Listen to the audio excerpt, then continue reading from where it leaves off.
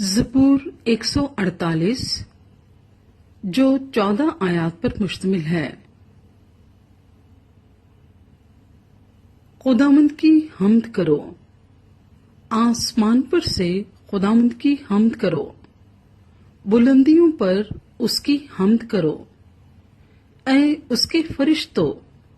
سب اس کی حمد کرو، اے اس کے لشکروں سب اس کی حمد کرو، اے سورج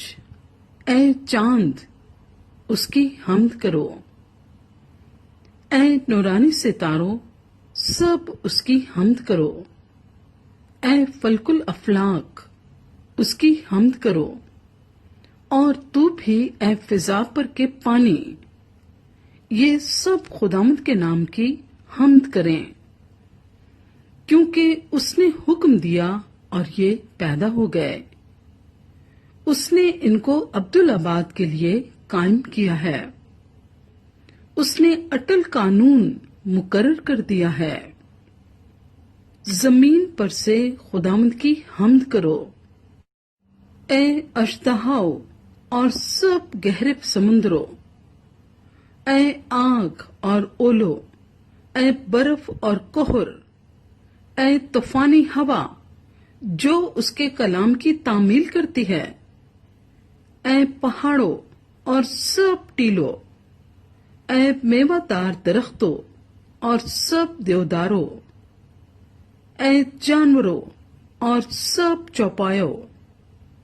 اے رینگنے والوں اور پرندوں، اے زمین کے بادشاہوں اور سب امتوں،